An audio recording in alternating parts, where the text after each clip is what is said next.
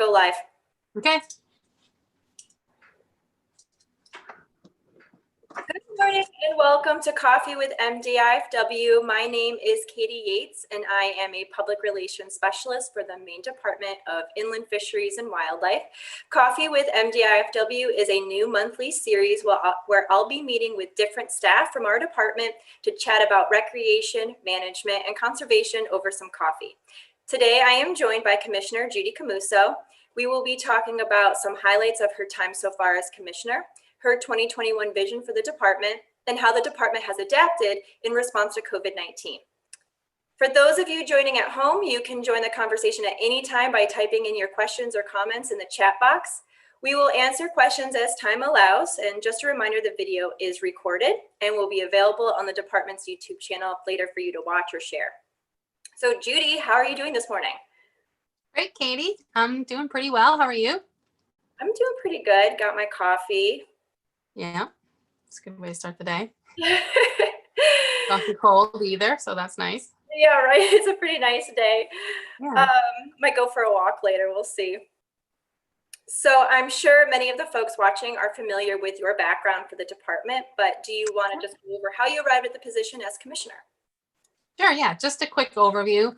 I started my career as a wildlife biologist. I worked for Maine Audubon for about 11 years. And then I transferred over to Fish and Wildlife in the Gray office, and I worked there for about 7 years and jumped up to Augusta. And I worked in Augusta for about 5 years in a couple different jobs, but the most recent was wildlife director.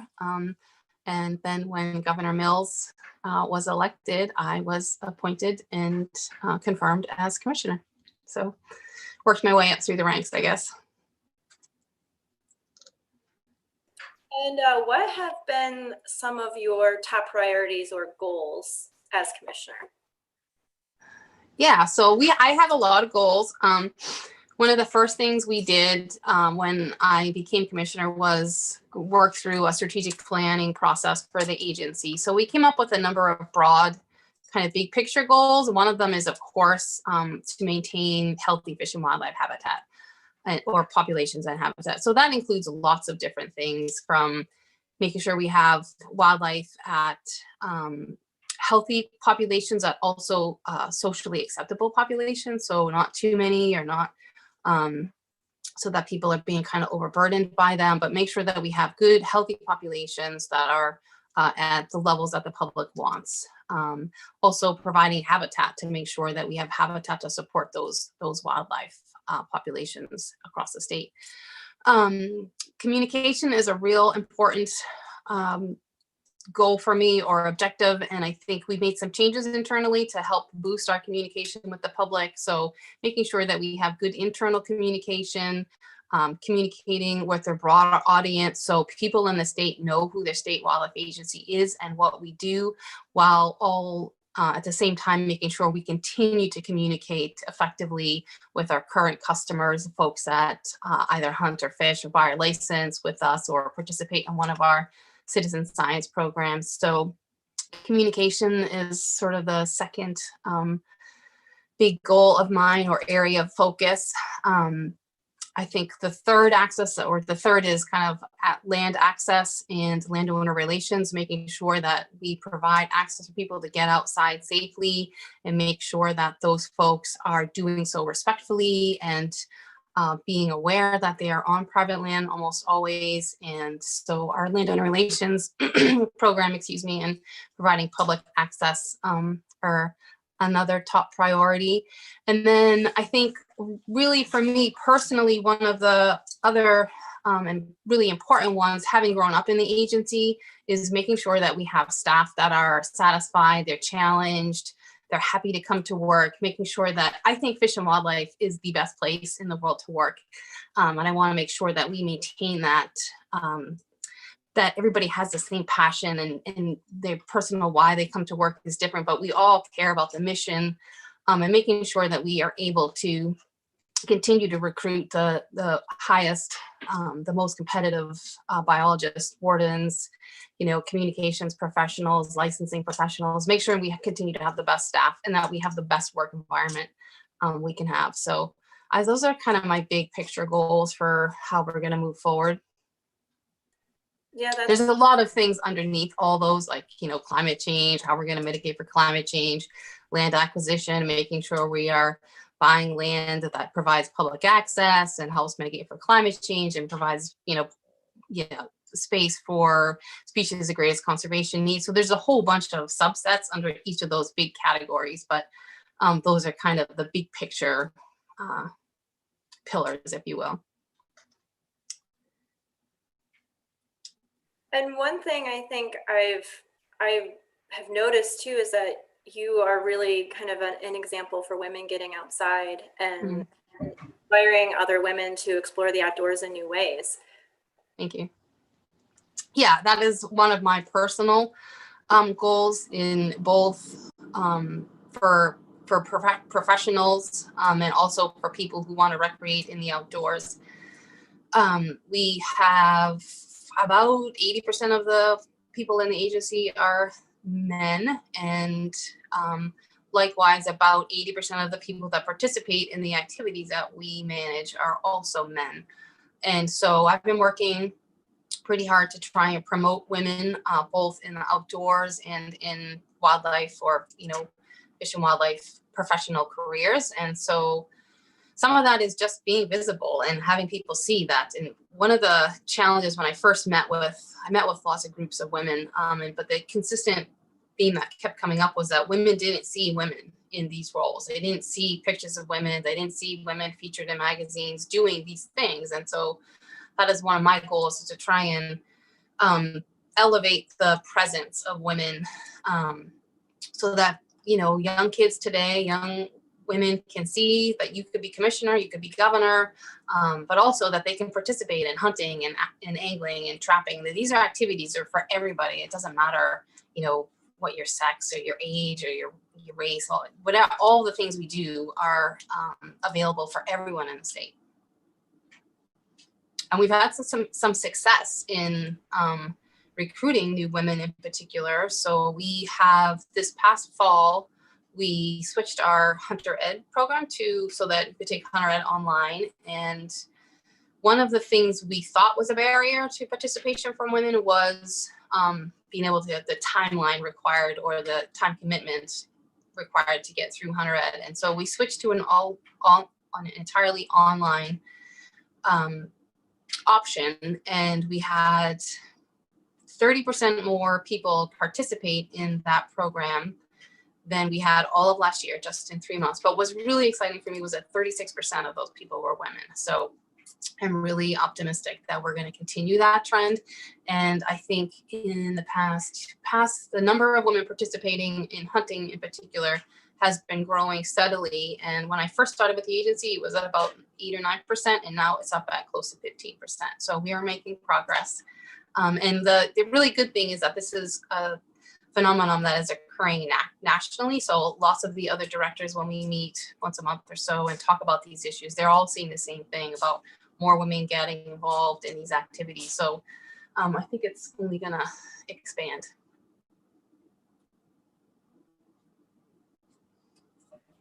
That's great. I just shared the link for people who are interested in learning more about that Hunter Ed online. They can click the link and learn more about that. Yeah, great. And so this might be a good time. So what are some, reflecting on your time as commissioner, what have been some highlights for you? Oh, God. Every day there's like almost, every day I wake up and I'm like, how did I get this job? There are so many really amazing opportunities that I've been afforded. And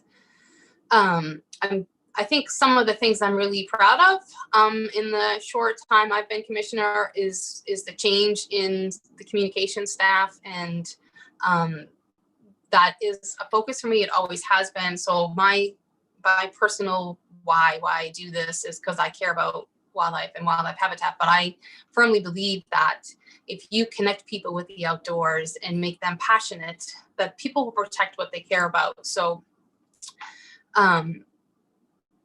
my goal has always been on trying to connect more people to the outdoors. And so communication and outreach is really the best way for us to do that. And so my focus as commissioner has been, I spent a lot of time working with our communication staff. And so I made some structural changes in the agency so that we had a permanent director of information and education. And I hired our outstanding director, Emily McCabe, who's been with the agency for a long time. I think probably anybody watching this knows Emily. And she's just done a phenomenal job increasing the number of the ways we communicate with the public, messaging that goes out, targeting messages. And, you know, I hear from people everywhere I go now how impressed they are with the quality and quantity of information that they're getting from the department. So I really feel like we are doing a great job trying to get our message out there and into a much broader audience than we've been able to do in the past. Social media, of course, makes that much more doable and affordable for us. So it's partly some of the time that we're in. So that's really been one of the key highlights for me. You know, the other thing that is really amazing as commissioner, I get invited to do a lot of things on a national scale. So I'm the chair of the North American Bird Conservation Initiative, which is so amazing for me. As my background is, I'm, you know, mostly a bird nerd. So to be able to participate in national policy conversations about birds is incredible for me. I think just working with our staff, having grown up in the agency, I really feel passionate about the people that I work with. I feel so fortunate every day to work with such talented, capable people. And so being able to help to work to try and make sure that they have the tools that they need, that they're safe, that we're providing motivation, inspiration for them is always, the staff motivates me more than anything, pretty much. I don't know, those are some highlights. I could go on for hours and, you know, hours about highlights, but most days I feel pretty fortunate. So just the day-to-day is a highlight for you. That's good to know.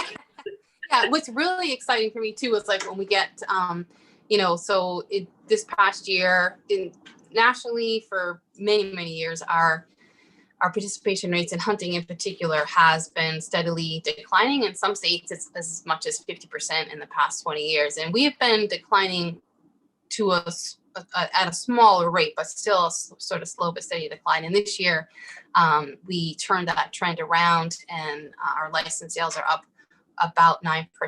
And when you consider that we've been on a downward trend, 9% is really more like 10 or 12%.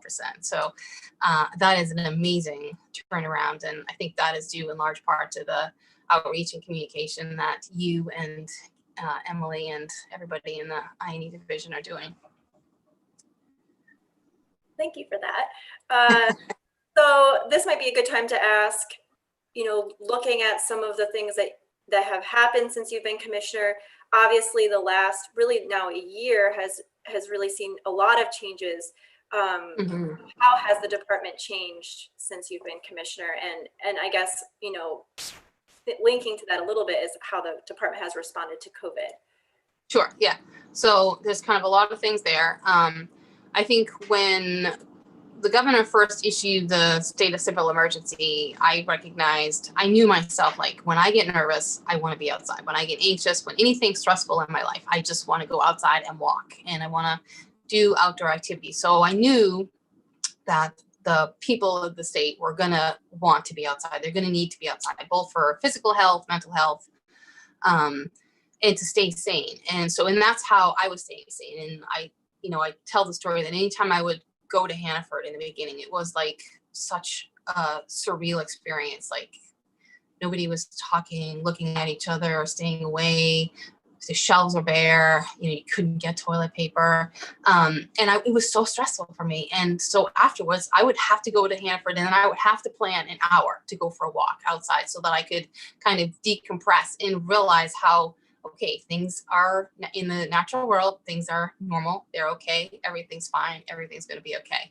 So one of the first things I did was I, you know, talked to the governor and I said, we need to provide some opportunities to get people outside and take down some of the barriers. So we suspended the need to have a fishing license for the first 6 weeks with an effort to try, and we knew people were going to be home. Let's get them outside, give them everything we can to make it as easy as possible to get people outside. We also suspended the need to tag turkeys. We suspended the need to register your boat. We did a lot of things to try and make it as easy as possible to get people outside.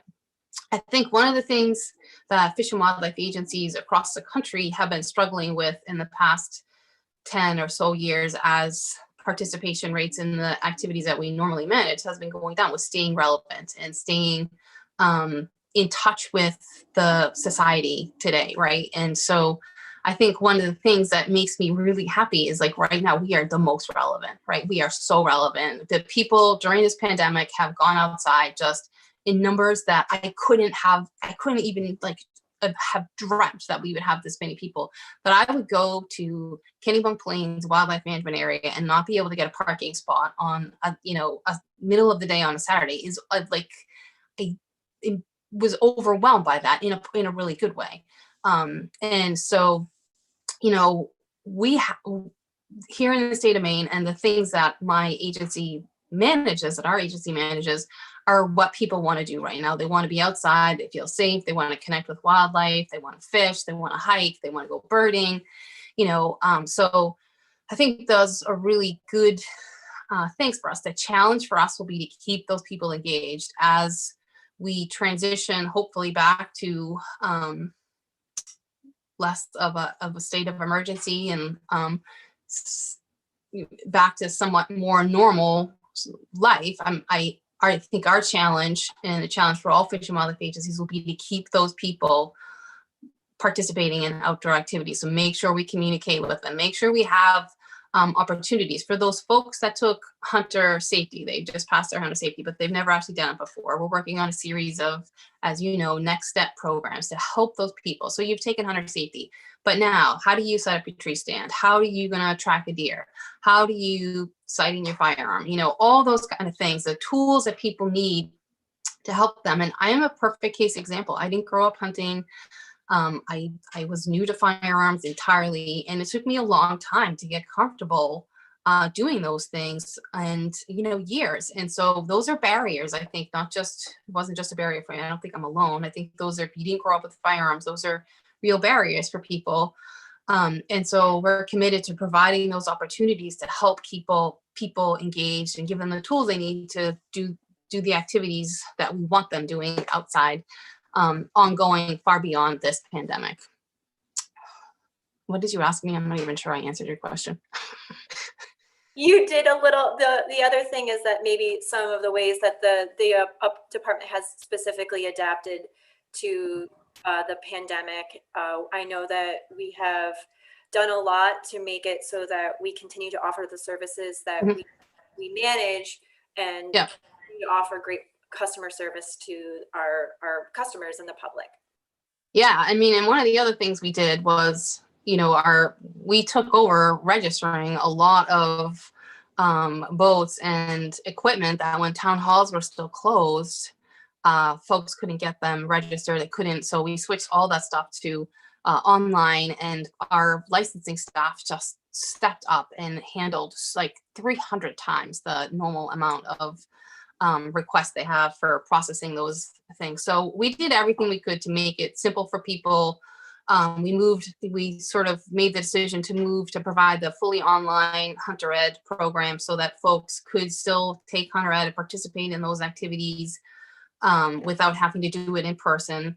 And I think we will continue to look at those all those options moving forward, and other ways to break down barriers to participation, whether we're in a pandemic or not.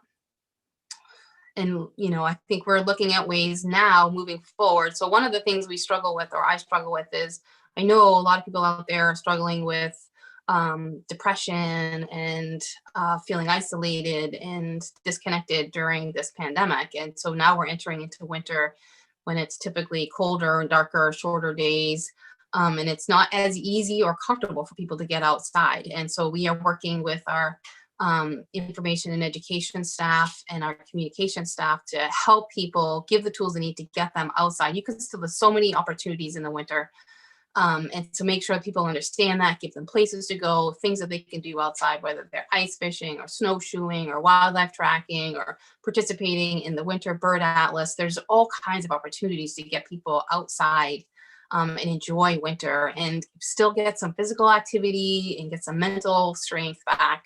So we're going to continue to offer those kind of programs, and whether it be through video or socially distanced out on a lake someplace. We're going to have lots of opportunities for folks this winter to help get them outside safely. We're working on a program now with the Department of Education to help try and get some kids outside in this winter to help them, because they're also struggling, not being able to see their friends, and a lot of them aren't participating in sports. A lot of them aren't going to school at all. So there's a lot going on. And some things, I know that back in the spring, we offered 1 month of where you didn't need to get a fishing license, just to encourage people and support people going outside. And then we also made it so that in the spring you didn't have to tag your turkey, but it wasn't the case in the fall. And I think it encourage people to wear masks and be socially distant. But when the biologists collect that biological data from harvested animals, it tells them a lot and really helps us with our management goals. Right. Yeah, for sure. And we will look at ways this winter, and I don't know, I'll have to meet with our some of our staff in the governor's office as well, but we were looking to come up with some ways to help people this winter get out, in particular with fishing, whether we have, a week around vacation or a couple targeted weekends where people could register. And as long as you register with the department, you wouldn't need a fishing license for that week or those weekends or those Saturdays, but some ways so that we can try and help. If that's a barrier for people, that we can remove that for a certain period of time. But we are probably going to ask that those folks just register with us so that we can communicate with them and figure out how we can continue to help them moving forward. So, thinking it's December and we're moving into January 2021, and you've been going through strategic planning, what will the future of the department look like? Well, I think the future of the department is amazing. We've got tremendous opportunity. We've got so many great staff, and we have really outstanding fish and wildlife resources here in the state, and opportunities for people year round to participate in any kind of outdoor activities.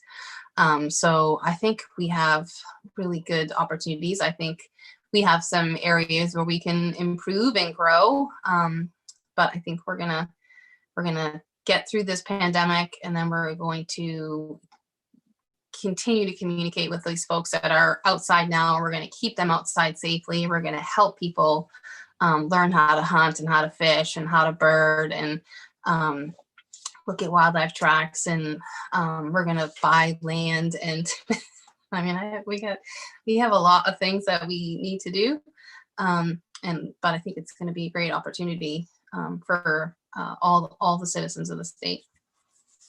And I'll just note quickly that we have, let me see exactly, about 100 people watching, and we've had tons of questions through, and I'll just let everyone know there's no way we're going to be able to get to all of the questions in the brief amount of time that I have Judy with me today, but I will try my best towards the end to get through some of the questions that maybe we haven't really touched on yet.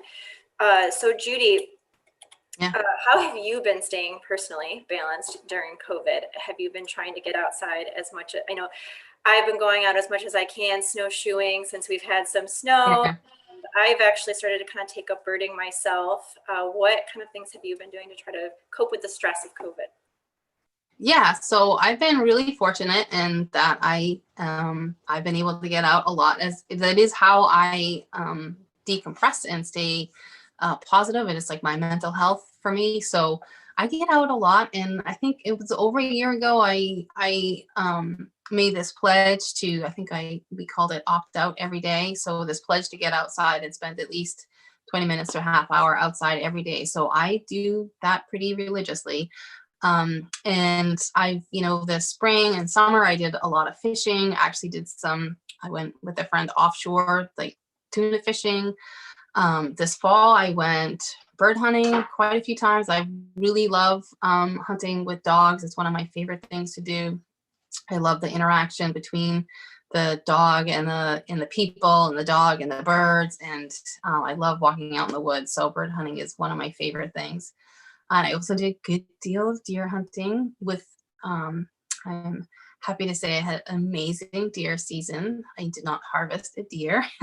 I saw a roadkill on my way back from the gym this morning, and I'm like, oh, maybe I should see if I could get some venison with that. But since you didn't harvest a deer, but I had great experiences deer hunting this fall. And for me, deer hunting is like, it's like a time for chill and total reset. And I'm pretty diligent about trying to not be on my phone. And a lot of times, I mean, there's no coverage where I am, so that's easy. But I think of deer hunting as almost like meditation, and it's sort of just like you just go out and sit there, and I know I'm just going to be in that spot for an hour or 2.5 or 3 hours, and you just like my whole body, like you just feel all the cells decompress. And so I did quite a bit of that. I bird almost every day. I'm really tempted. There's a little rock wren down in Agunquit, and if I can get down there this weekend. Have you had a chance to see the rock wren? I was like, I've got a meeting at 1 today, so I was gonna try and sneak down, but I will try and get down this weekend to see that. I love wrens. So that's a snazzy little bird. I've seen it. Not in Maine, but I've seen it before, but I'm going to try and get down to see that. But so I bird quite a bit, and my dog and I like to jog outside most several days a week. So I value my time outside. I do prioritize it above most other things, like cleaning the house. Other things I should be doing that I'm not. I know that there's this sort of, you mentioning the rock wren kind of made me think about it. There's sort of this myth that we are just fishing game, but we also manage non-game species like eagles and piping plovers and New England cottontails and some of those endangered or threatened species. But that's partially funded by hunting license dollars. So for sure. how do you think that works into your mission and your goals? Oh, I think, I mean, and we are, our mandate as the Fish and Wildlife Agency is to manage all the, sorry, my coffee machine's turning off, all the wildlife in species in the state. And so from everything from moose to mayflies. And so I am committed 100%. I'm personally, my background is non-game. And so I think it's amazing opportunity that we have where we have folks that I think of hunters as volunteer wildlife managers. So that's how we manage wildlife populations for game species, for animals where we have an excess and we can harvest them. We have volunteers that go out, harvest them, help us manage the population, keep them healthy, keep the public healthy. Then we're able to use the money generated from that to manage all the state's wildlife. So everything from, piping plovers and least terns and eagles, peregrine falcons. I think there's a really good opportunity right now. The state's in, I think it's the second year, it might be the second winter of our winter bird atlas. So there's a 5-year project, the Maine Bird Atlas. And so we are monitoring breeding birds and birds wintering in the state. Hasn't been done since the late 70s, early 80s. So it's an enormous project, and we've got thousands of volunteers participating in reporting birds that they're seeing spring and in the winter. So it's an amazing model where we're able to utilize the funds from harvesting animals to also manage non-game species. And it works very well here in Maine. And I'm really proud of the non-game work that we do. We have folks that focus on turtles, invertebrates, mussels, freshwater mussels, songbirds, loons. We really, as a state agency, we really work on the whole gamut of wildlife that's available to us in the state. So you mentioned earlier the increase in education opportunities. Do you foresee those? I'm thinking you do. The hope is that we get more people outside. What's some advice you have for these people flocking to the outdoors? I have never seen trailheads. Some trailheads near my house where I've never seen cars. It's packed. Every every week, and at boat launches and on the side of the road where there's a place to drop a fishing line, I see tons of people out. Right. And as Yeah. we increase our communications with people, and as we encourage people to go outside and provide these educational opportunities, what's some advice for Yep. the newbies going outside? Yeah, so I think there's a sort of a national tagline, recreate responsibly. So just, be prepared, know where you're going, make sure somebody knows where you're going to be, and where you're going. Have basic gear with you that you need. Be dressed for your environment. So don't go on a hike in flip-flops, right? Wear appropriate footwear, wear appropriate socks, have a headlamp, have a flashlight, a knife, batteries, have a compass.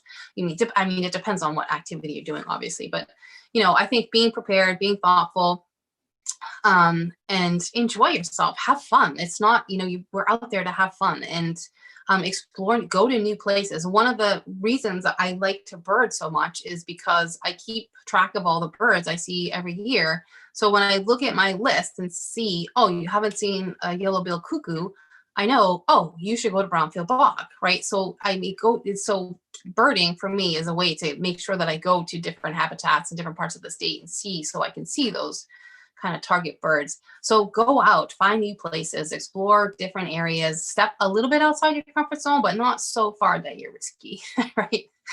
Do it safely.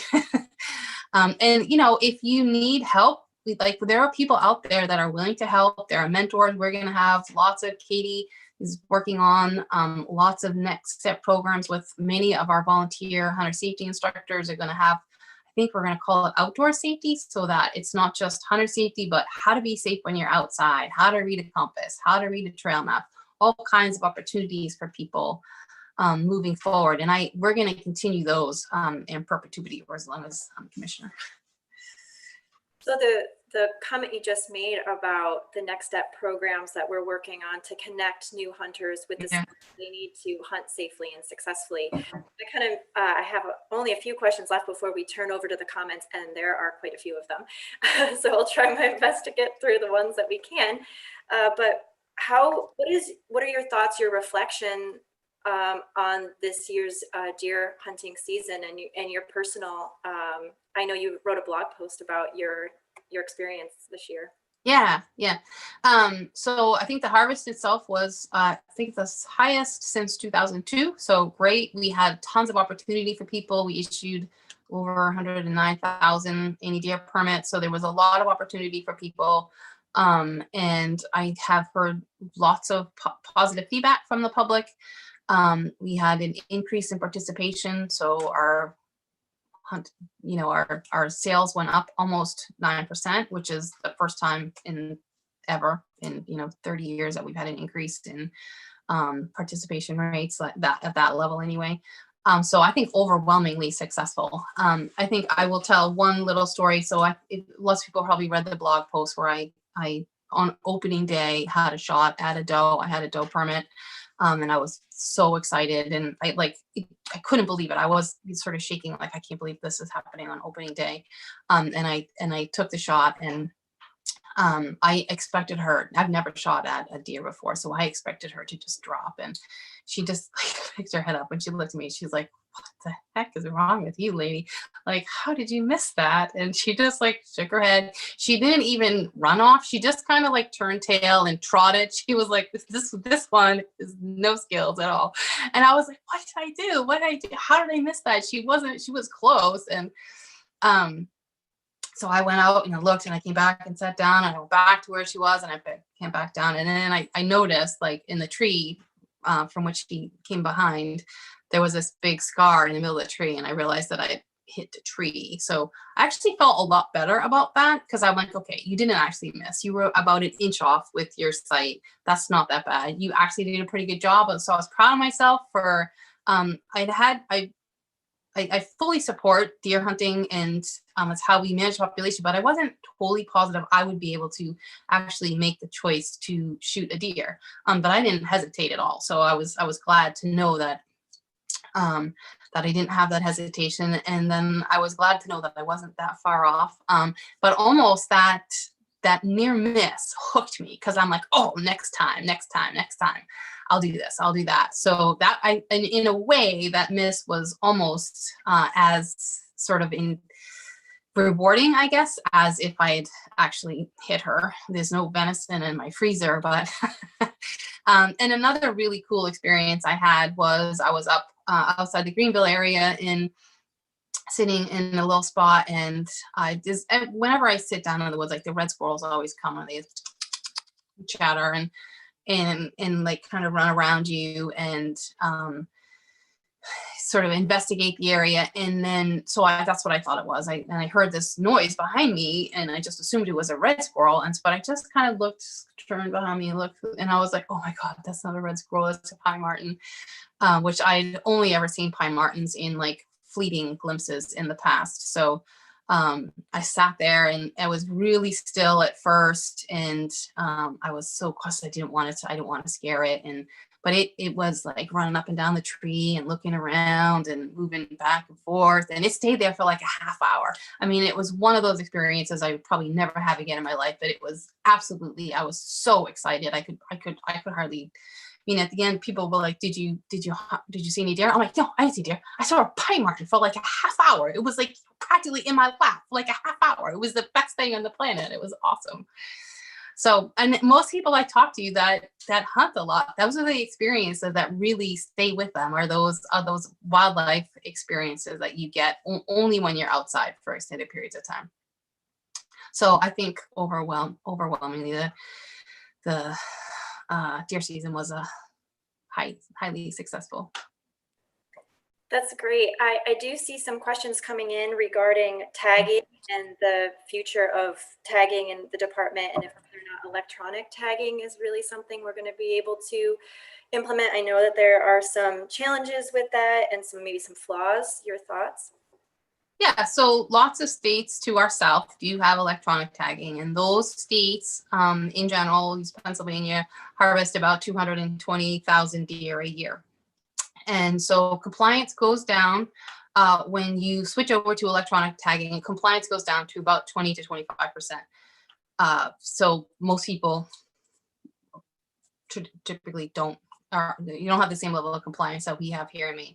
Because our population levels are lower, we're just not able to get the data that we need from electronic tagging.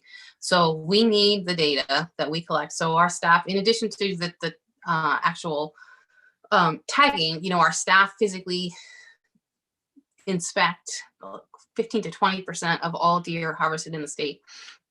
We need that data to effectively manage the populations in the state. So we have moved so the tagging agents do it electronically. So they do it immediately into a database, and folks that provide an email get an email response that day saying, Judy Camuso, you tagged a, whatever female in WMD 22 on November 18th. And these are the details of it. So people, I think, have been really supportive of the online data entry system that we have. But yeah, we do not support at this point in time moving to a fully electronic online where people can call in or just type in. And that's based on experience that other states have had and the level of data that we need to effectively manage population. And then another question that has just come in that I'm looking at the moment, if there is increased revenue because of more deer and moose permits, will the department be able to keep that money, or will it go to the general fund? Yeah, so our funding is a little bit different than most state agencies, and the money that comes in through the sale of hunting and fishing licenses, all the permits that we sell is constitutionally protected. So it comes in, it's dedicated revenue. It can only be used by the department for the management of fish and wildlife species. Likewise, the tax that folks pay on any hunting or angling equipment, boats, that sort of thing, shooting sports, there's a tax on all of that equipment, guns and ammo. fishing tackle, all that kind of stuff. And that money is also, that goes to the federal government, and then it gets reallocated back to the states. And that money is also constitutionally protected and not available to be used for anything other than the management of fish and wildlife. So we're pretty fortunate in that we have a steady, solid funding source that can only be spent on the activities that we manage. We still get a significant portion of our annual budget comes from the true general fund, but those monies from the sale of hunting licenses don't ever get diverted. So we still get about 30% of our budget from the true general fund. And that's how we fund lots of other programs that we work on. So this actually, there's been a lot of questions about how people who don't hunt or fish or buy a license in some way can support the agency in some of that work that we do. And I know that there are some funding mechanisms for that. Sure. So there are lots of ways that you can participate and, work on any of the citizen science programs that we have. So you could participate in the Bird Atlas. There have been a number of over the years, like the owl surveys, reptile and amphibian surveys, vernal pool surveys, this bumblebee atlas. So there's lots of ways that people can participate and engage. There's also ways that people can support us financially. So buy a loon license plate or the wildlife license plate. There are the chickadee checkoff when you pay your taxes. That's a donation that goes to the non-game endangered species fund. That money is also all constitutionally protected. We actually sell birder bands. So they're like the size of a turkey, like a band that you could buy for $20, and it has a number on it and it's associated with you. And it's just a donation basically to the bird program. So there are lots of opportunities, ways that people can participate both financially and then with their time to many of the activities that we manage. All of those things go to protect, all of those funding sources go to support our programs for our non-game species. So things like loons or blandings turtles or any of the, reptile and amphibian work that we do. So it's a critical source. And we do get some funding for the federal government for some of the species of greatest conservation need for our basically our non-game species, but it's much more limited than some of the other funds we get. And that's another, people who might be interested in purchasing some gifts this holiday season. There are some with that as well. Also cool swag, flow bags and other gear you can buy with our logo on it to help support the programs. And I don't know if you mentioned, but the birder bands, those are great ones to put on their binoculars, I think, right? Yep, binoculars, spotting scope, whatever. You have to take them off during hunting season though, because they do make noise. And I know you carry binoculars with you everywhere. I do. I've been in meetings with Judy and she's had her binoculars. I know, I had to take them out. People, when I first started with the agency, people used to they'd be like, what is she doing? What's this? And now that I'm commissioner, they're like, oh, she's got the binoculars. Nobody challenges it anymore. So there is a question that just came in about the new office building that we have in Augusta. That we have or that we're looking to build? Going to have. Is there any updates on it? Yeah, so we are looking to build a new facility. The building we're in now, we don't own. It's not owned by the state, so we lease it, and it's pretty. It's expensive, but it's also more than that. It's small. It's too small for us, and we don't really have a conference room or any education space. So we are looking to work with the city of Augusta to build a new facility. We have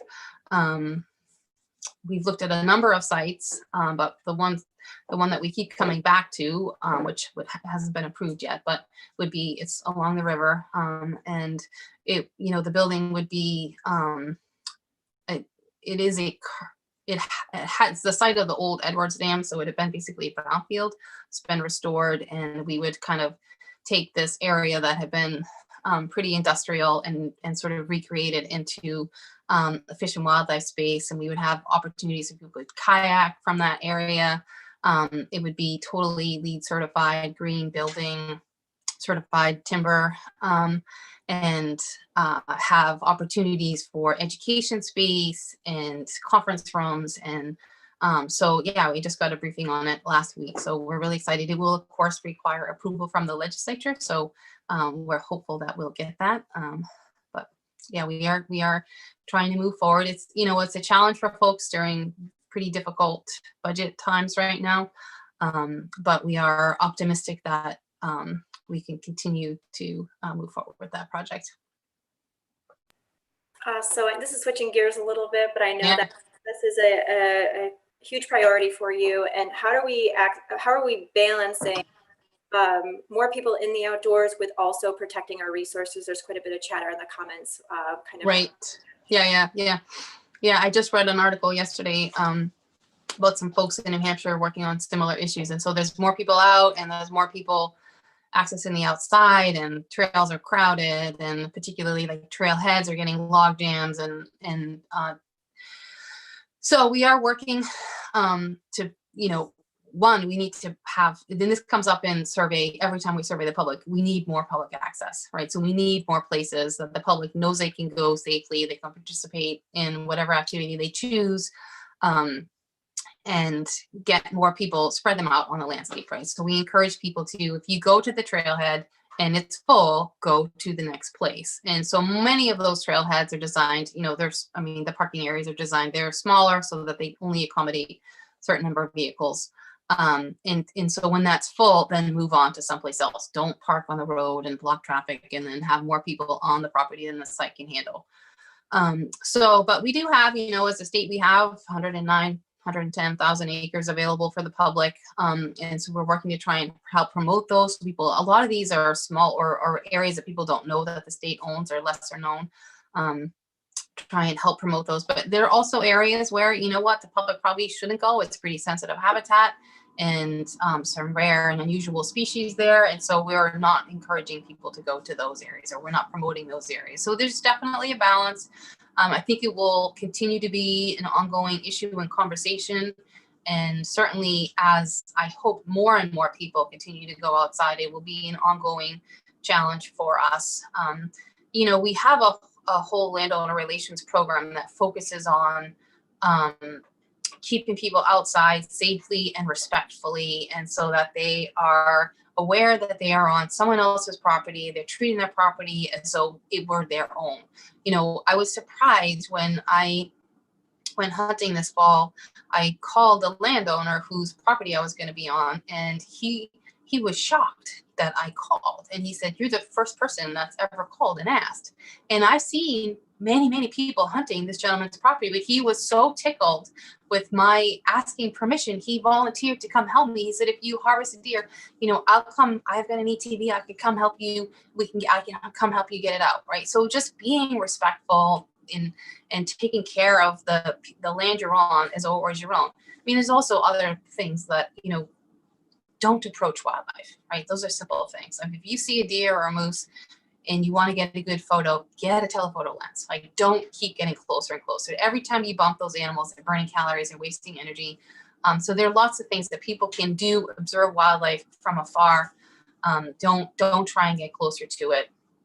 And so there are some simple techniques that people can use to stay on the trail, still enjoy the outdoors and minimize their impact. You know, I saw a comment coming through the chat about habitat and working with land trusts. I think that's a great program to highlight. Mm-hmm. Yeah, so we have a whole program, our Beginning with Habitat program, where our staff work with municipalities and regional planning commissions to help them identify rare, unique habitats, good areas for open space, good areas for conservation.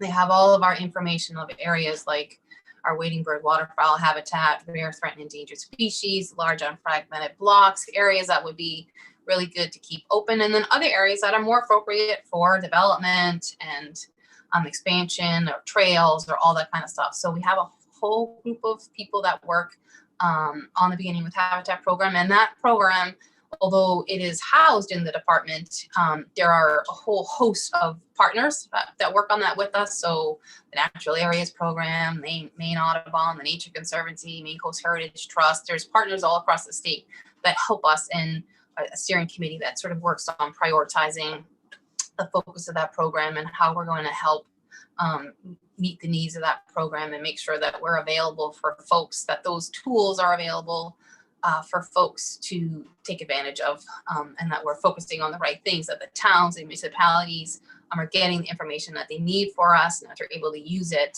in a way to help plan how they want their community to look moving forward. And we could probably, maybe you could post a link to the Beginning with Habitat page on the chat. And they just got a new website. It's great. It's super helpful. Yeah. Yeah. Thanks for that great program. So, real quick, I'll just let you know, it's not really a question, but the Maine Deer Hunters group has been commenting and to have you on for a Q&A too on their Facebook group. So just to put that. Oh, love it. That's great. Huge Facebook group providing social support. Yeah. Questions, encouraging other deer hunters in Maine. Yeah. And so we have only about 10 minutes left, and so we'll try our best to fill in some more questions from the audience, but I do really want to get into how can people be safe this year if they're going out. I know we talked a little bit about don't go out if you're not prepared, but you know, if you're going out ice fishing or snowmobiling, what are some safety messages for people? Well, always, Warden Service would always tell us to check the ice before you go out. And surprisingly, we as an agency don't monitor the ice. We regularly get calls. Is Sebago, how deep is the ice here? How deep is the ice here? Is the ice safe here or there? So remember that, particularly on those larger water bodies, that where the ice is changes daily. So it changes with the weather. So know where you're going, know what the conditions are, look at it before you go out. So before you go out ice fishing, you know, take a core sample, make sure it's deep enough to support. And we have some, I think, some tools on our website, like if the ice is this thick, it'll support a person. If it's this thick, it'll support a car, you know, all those kind of, like, you know, 1 inch equals 2 inch equals whatever the safety level is. And so you know, make sure that if you're going to go out on the ice, that you're going in safe areas, and be aware, you know, in my experience in Gray, I remember one time I was out on Brownfield Bog, and we were snowmobiling across, and it had been a cold day, but it had warmed up, and the conditions changed, and all of a sudden you heard this, like, you just felt this like reverberation in the ice, and we were in the middle of the river, the bog, the area. And my snowmobile, all of a sudden I looked and there was just water pouring up. And I'm like, oh my God, like my sled's it's going under. You're going under the water right now. So we had my ice picks. I got my ice picks out, got ready. My sled stalled because it was now flooded with water, and I was up to my knee. And, you know, fortunately what had happened is just that top level of ice had melted, and sort of the slush all came up, and there was still another 10 inches of ice below that. But it was a really good reminder that the conditions are changing every time you're out there throughout the day. How it starts in the morning is not how it's going to be at noon or at 2 in the afternoon. So pay attention to your surroundings, pay attention to your environment, know what time it is, know how long it took you to get in and how long it's likely to take you to get out. There is a shorter amount of daylight in the winter, so be aware that at 3 o'clock you should be probably, you know, headed back.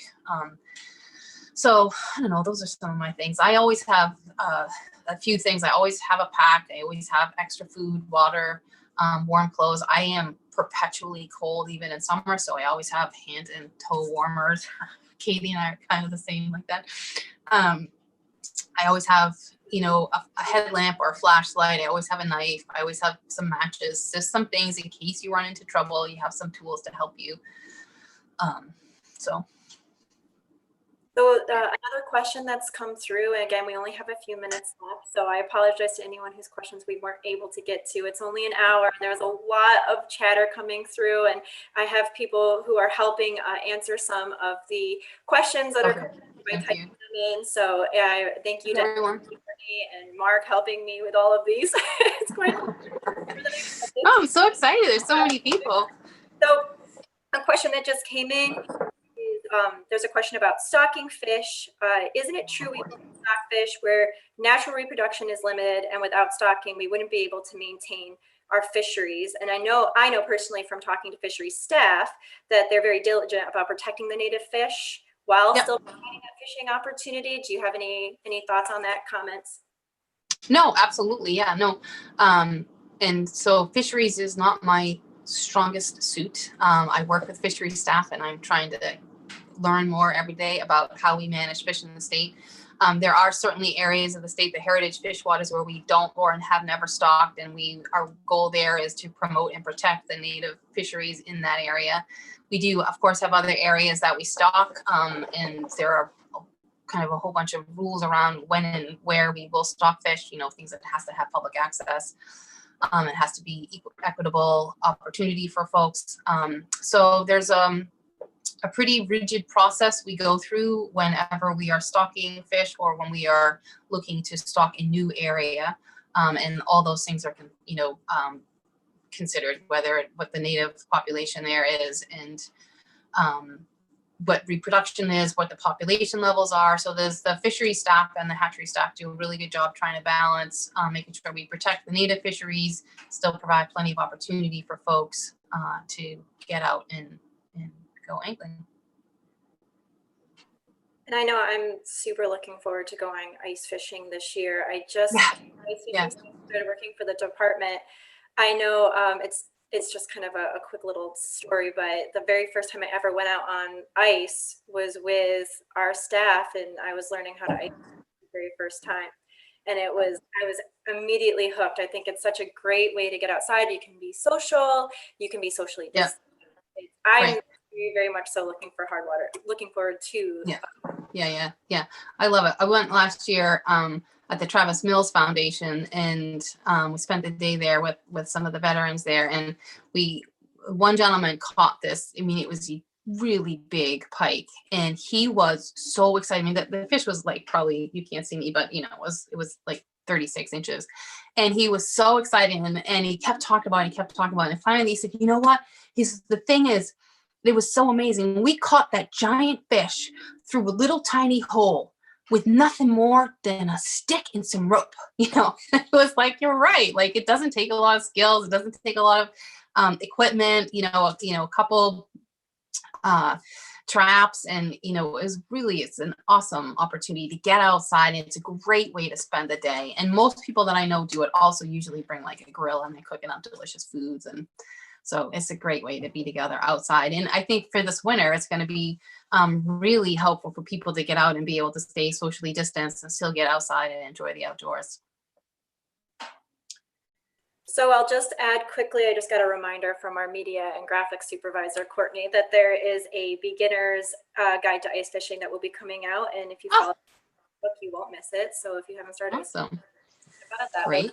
Judy, with the last few minutes that we have, do you have anything to add, or anything that some final thoughts for our big audience watching?